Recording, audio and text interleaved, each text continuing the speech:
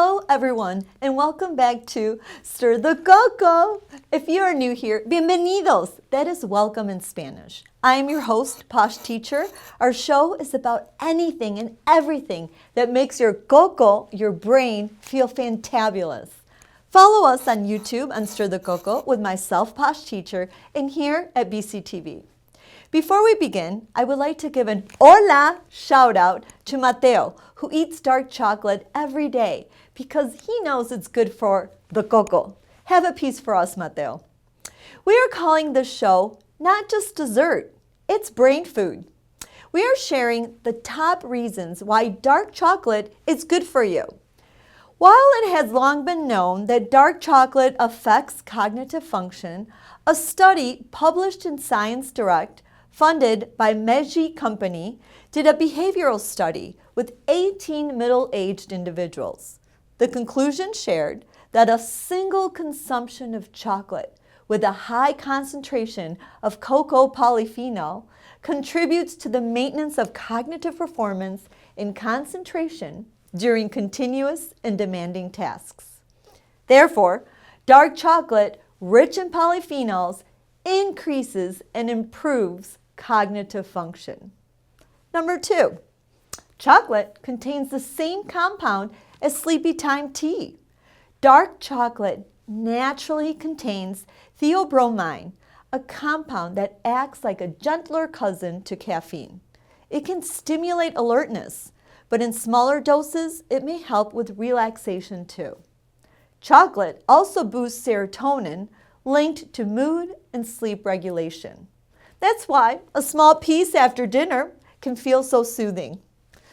Number 3, chocolate mimics the feeling of being in love. Research shows that dark chocolate stimulates the brain to release dopamine, serotonin, and PEA, the love chemical, also released when you fall in love. Chocolate equals edible romance. Number 4, your gut bacteria love chocolate too. Studies show that good bacteria in your gut ferment dark chocolate flavonoids, producing anti-inflammatory compounds. You're not just feeding yourself, you're feeding your microbiome. And drum roll, please. Dark chocolate may help you age smarter. A Harvard review published in May 2017 edition of Frontiers in Nutrition analyzed the evidence to date that flavonols found in dark chocolate and cocoa, among other foods, may benefit human brain function. Flavonols are a form of flavonoids, plant-based substances that have anti-inflammatory and antioxidant effects. Long-term consumption may be helpful. One 2014 study found that among adults ages 50 to 69, those taking a cocoa supplement with high flavonol content for 3 months had better performance on tests of memory than those assigned to take a low flavonol cocoa supplement. Several studies demonstrated evidence of improved brain blood flow, oxygen levels, or nerve function as measured by imaging tests or tests of electrical activity in the brain after the consumption of cocoa drinks. So, chocolate may help keep your brain young and your spirit too. Time to create some neuroplasticity. Have a piece of high cocoa chocolate and let's have a Spanish class. I will be inserting a fun song about mixing your hot chocolate. Before we share this, here are the words you will hear in the song. The word for chocolate in Spanish is chocolate. It's spelled the same, but we pronounce all the letters in the word. Chocolate. Chocolate. Muy bien. To mix or to stir in Spanish is bate, bate, bate. Okay, so that's used with cooking. Okay, so bate is the word. Have fun practicing this song. And it's called the chocolate song. So, La Canción de Chocolate. You can send me a video of you singing the song on Facebook, Stir the Coco, or the Facebook link will be in the show notes. And maybe we can show it when we do our Hola shout out in one of our shows. Okay, we're off to our interview. Let's go. Chocolate. Uno, dos, tres, cho. Uno, dos, tres, co. Uno, dos, tres, la. Uno, dos, tres, te. Uno, dos, tres, cho. Uno, dos, tres, co. Uno, dos, tres, la. Uno, dos, tres, te. Chocolate, chocolate, bate, bate el chocolate. Chocolate, chocolate, bate, bate el chocolate. Más rápido, faster. Uno, dos, tres, cho. Uno, dos, tres, co. Uno, dos, tres, la. Uno, dos, tres, te. Uno, dos, tres, cho. Uno, dos, tres, co. Uno, dos, tres, la. Uno, dos, tres, te. Chocolate, chocolate, bate, bate el chocolate. Chocolate, chocolate, bate, bate el chocolate. Más rápido. Uno, dos, tres, cho. Uno, dos, tres, co. Uno, dos, tres, la. Uno, dos, tres, te. Uno, dos, tres, cho. Uno, dos, tres, co. Uno, dos, tres, la. Uno, dos, tres, te. Chocolate, chocolate, bate, bate el chocolate. Chocolate, chocolate, bate, bate el chocolate.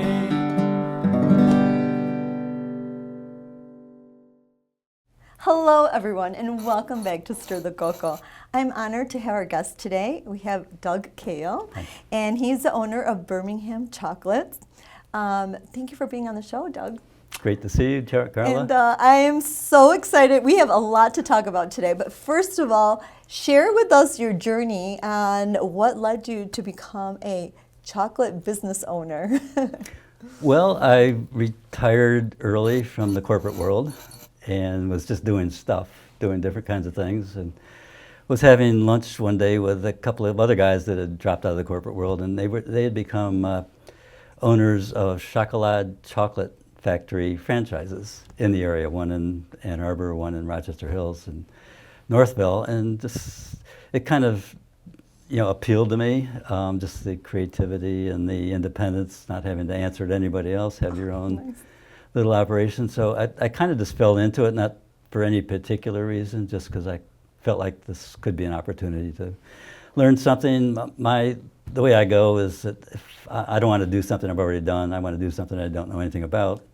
That's so good for your brain. Stir the cocoa. Yes, we love to hear these kind of stories. Yeah, so that's the way I operate, and Great. that's why I really got into it. It wasn't planned or anything. I've always loved chocolate. Are your talents as am I correct, aeronautic engineer? Aero and astro, aeronautics and astronautics. Yeah, okay. That's how I got started. That's how you got started. In the chocolate business. I was going to say, is there a connection somehow? I feel like everything I've ever done just contributes to everything I am doing and will do. So I try to always use, even if it sounds totally irrelevant. Yes. Aeronautics is about fluid flows. Chocolate is about viscosity and liquid fluid flows and filling molds and things like that. So there's some direct correlations, but it's also just helps you think. Helps the cocoa work better. I love this. So you're gonna stir our cocoa because first of all, I want you to tell us how it all starts, like the whole process. We see chocolate, but really, what is the root of it? And you brought something here to show us. So tell us what this is. Pick this up? Yes, I'll pick this up. So that's a mariachi. ¿Es una maraca? Actually, that's a cacao pod, CACAO pod. Cow pod. It would hang from the cacao tree by that stem off the trunk of the tree, or else a couple of the larger branches. So it's fairly heavy once it's ripe. And the cacao tree grows to be about 15 to 20, 25 feet high. So it's they would harvest these with like an extension blade and just cut it. Has to grow within 10 to 20 degrees of the equator, so days and nights are about the same. So it doesn't know seasons, so it can be ripening any time of the year. Pods can be ripened, so you have to just harvest them when they're ready. Okay. And where do you source your beans?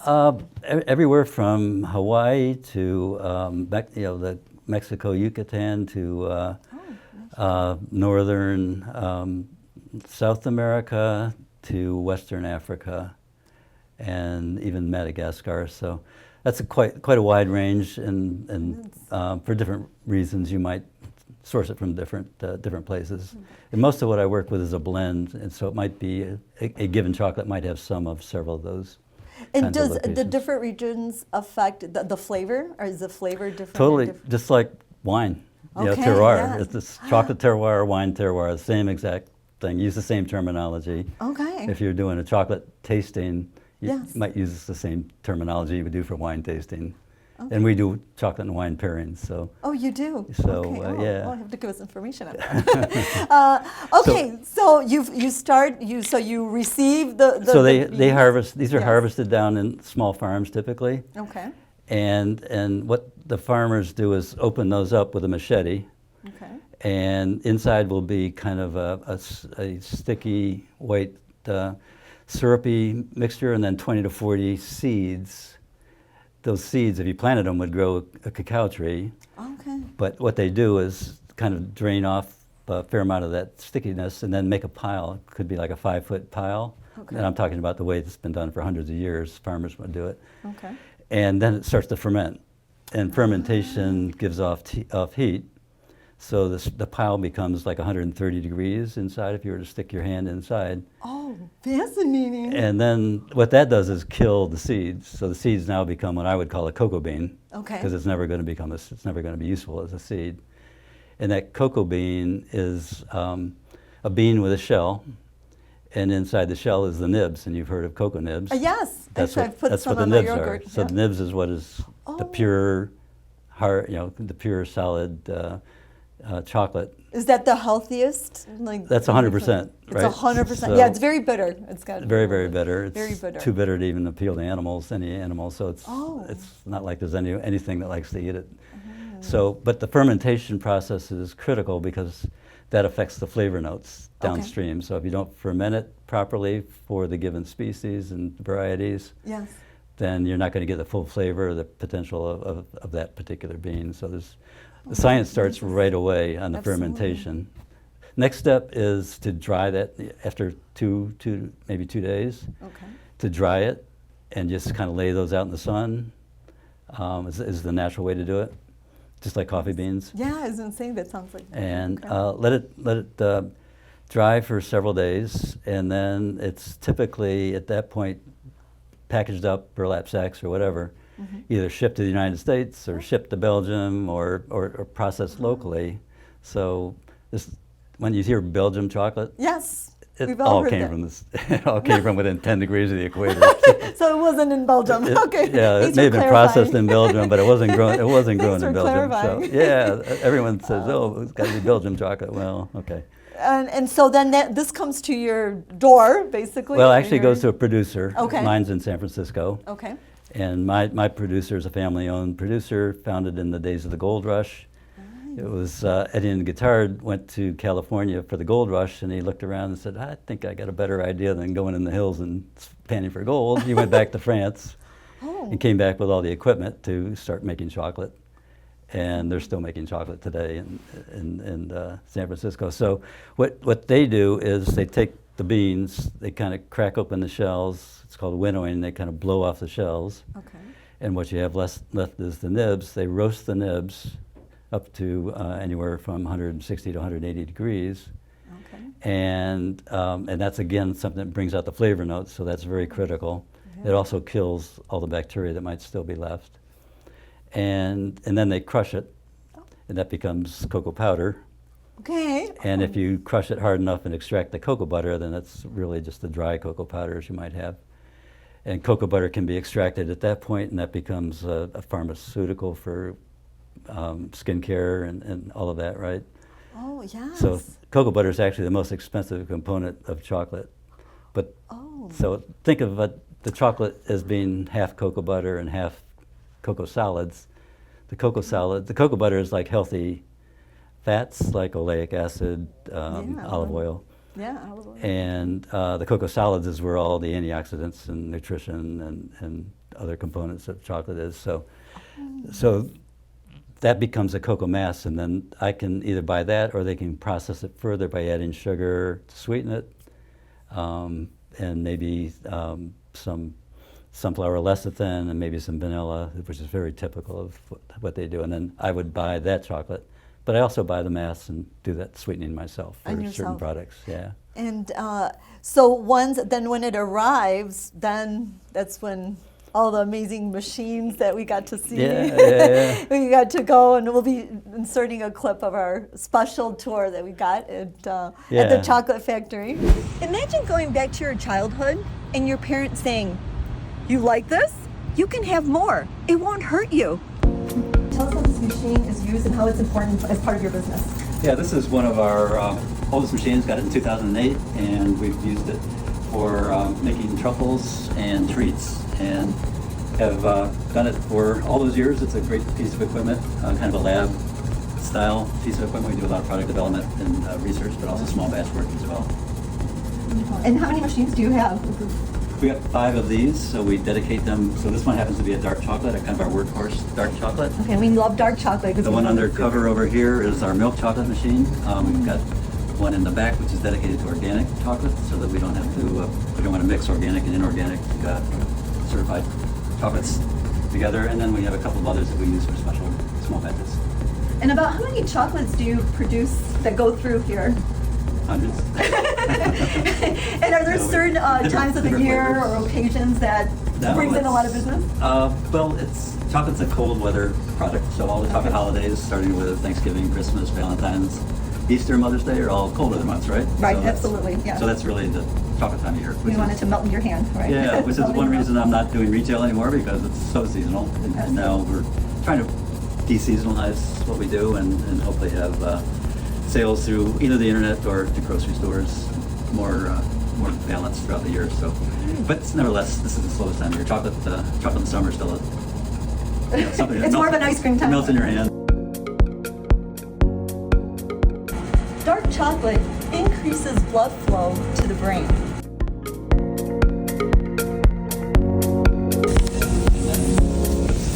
Chocolate, that's how to stir your cocoa. Okay. So you have machines, you have the molds too. Tell us how these are integrated into the process. So Look at this one. this beautiful silver mold here is probably 100 years old. It's kind of the way they originally started molding chocolate. So the chocolate would be, the mold comes apart with these clips. It's beautiful, actually. No, it may not come. There we go.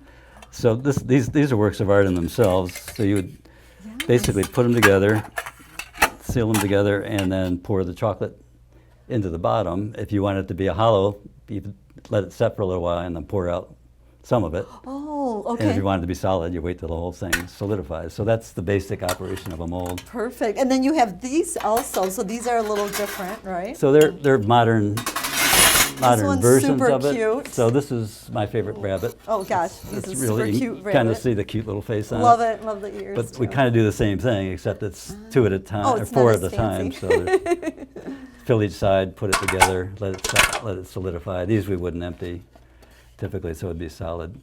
And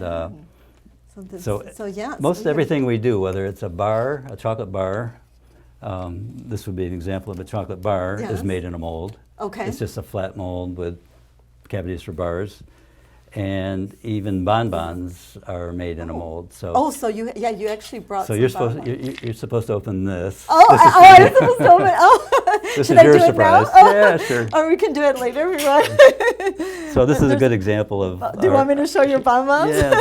So it's, So tell us about the bonbons. Oh my gosh, love a surprise. So the bonbons we make are made in molds like this with different shapes, Okay. and And what are the when you add do you add different flavors so to each your each, bonbons? each one of these is a different flavor. Oh my gosh, they're a work of art.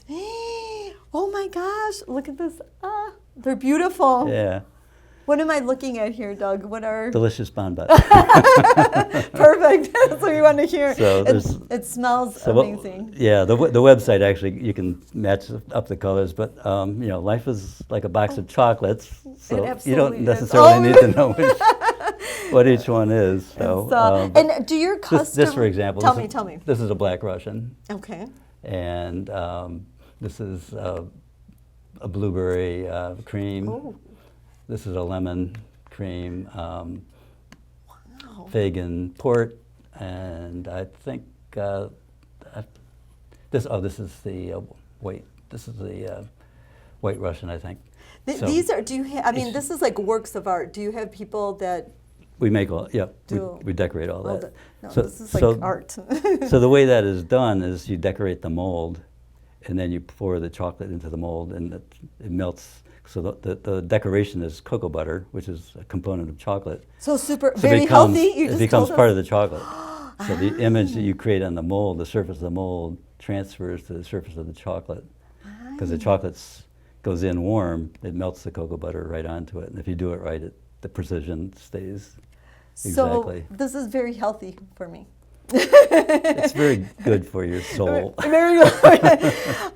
Tell us through your experience. Is there a higher demand for certain types of chocolate now? I mean, there's more research on dark chocolate. Do you Sure. see that happening in your business? Yeah, when I first started, I would say we were 50% or 45% milk, 45% dark, and 10% white. Oh, say. okay. And I would say, and we've skewed our business intentionally towards the dark chocolate side. You have, so you have seen. So it. I would say we're 80 to 90% dark chocolate, and the rest is milk chocolate. And we only use white chocolate for special purposes, so we don't make white chocolate bunnies or anything like that anymore. So Okay, so you have seen the change. yeah. Are there challenges in your industry in being in the chocolate business? Yes.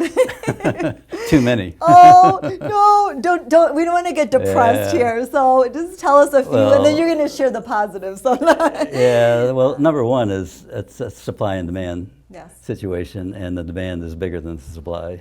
Okay. So that's just the life of Why chocolate. is that happening? There aren't so the cacao tree is hard to grow. It's Okay. prone to disease. It's prone the largest growing region in the world was suffering from a fungus for the last several years. And it reduced the crop sizes in some places by 25%. So No, that's so sad. that's huge, and that's in the region where 85% of the chocolate's growing and 25% becomes. So there's that kind of thing. It's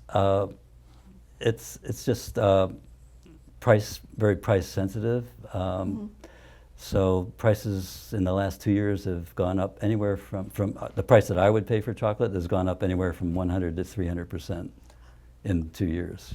Oh my gosh. And it's because of climate change. So the growing regions are getting too hot, and they aren't producing as much as they used to. Disease, political instability. 85% of the chocolate comes from Western Africa, not the most politically stable part of the world.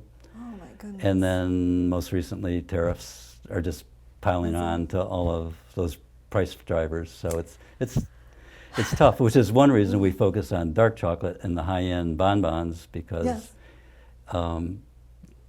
at least people are willing to pay for the creativity and the health extra effort benefits. and the healthy. So it's Absolutely.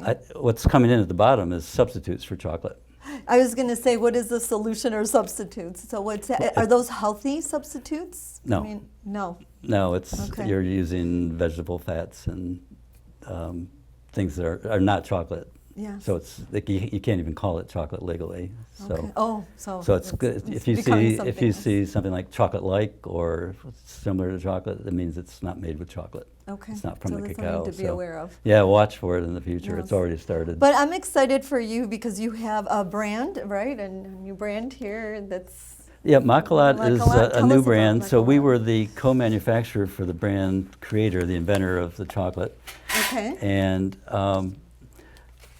it's a very, the target for this is healthy snacking for families. So whether it's the kids or mom and dad, it's healthy. So it's 70% cacao and it's sweet. So Is that in a powder form or?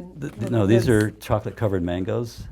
Chocolate covered mangoes. Oh. Yeah. So we do the same thing with medjool dates. We chocolate cover medjool dates, the big juicy ones. Oh, fat. Oh, what a And great concept. Yeah, and those are both superfruits. Yeah, And absolutely. The we also mango. do quinoa, which is Oh, yes, I a have whole that. complete protein. So what we do is this particular one here Yes, is tell us. called this Beautiful one here. packaging, by the way. It's called the Essence because it's the essential chocolate that all the other ones are made with. So we actually make the Macalat chocolate. So we don't buy that. We process that ourselves. So we take that raw cocoa mass that's been sent over and processed, but no sugar added. Nothing's been added to it. It's just the raw cocoa mass, and then we sweeten it with things like allulose and monk fruit and inulin and very all plant-based. Plant-based. Every great. ingredient in these is USDA organic. These are certified USDA organic, and allergen-free. And how can people purchase these products? Online? Online on our website, we're Website. just now putting up a Amazon storefront, Okay. and good. hopefully we'll get them into some of the local groceries pretty quickly. We literally just we're just finishing the packaging as we speak. We're creating cases for the bars. Beautiful. And, This didn't exist a lovely month concept. ago, so this is brand new. Oh, this is right. Let me hold it. Yeah, and these were like 2 months ago, so it's been a No, this is so exciting, and yeah, we'll link all your information in the show notes. But Cool. and before we get to my surprise for you, Doug, I think this is great, especially for Spanish language teachers. You might want to talk to your students about this. Tell us, Doug, do you remember the name in Spanish? You pronounce it. So he doesn't remember. You have a better accent than I do. Okay, El Molinero. Molinero. So this is tell us how. Yes. So chocolate originated in the kind of from northern Latin America, South America, and Mexico. Was one strain, and another strain deep in the Amazon. So it really came to life in the region of the Olmecs, the Aztecs, the Mayans, culturally. So what they would do would be take the cocoa beans from the pods, dry them, and roast them. Same process. Yeah. And then grind it down to a powder, and then they would add hot water, maybe some peppers, maybe some corn mash or cornmeal, and then they would just Look how cool that looks. just froth That's a it good up. workout. Yeah, just froth it up, and so it was for centuries, many centuries, thousands of years. Wow. It was a drink. So chocolate was a drink until it got to Europe. So Montezuma, the great Aztec king, by tale, drank 50 cups of this drink every day. Chocolate. He had so many girlfriends. Oh, yeah. Well, we just. You thought it was an aphrodisiac. Chocolate, yes, chocolate is. So our Casanova. Want a date? Make some chocolate. Yeah. Casanova preferred this to champagne. Oh, well. Supposedly. So, That's what they say. You know what? Talk I about wasn't there. chocolate. It's magical. Chocolate is magical. Well, Doug, before you go, I have a manzana here, speaking of Spanish words, and we are going to ask you a question. So I have a little question for you, Doug, and then we're going to teach you a Spanish word that goes with it. So here we go. Are you ready? I don't know. Okay. I think you'll come up with some good things. If you could pair chocolate with any food or drink, what would it be? Cabernet. Oh, well, that was quick. Means you've Dark probably chocolate. done it before. Every night. Okay. That's the secret to So living a long the life. rule is kind of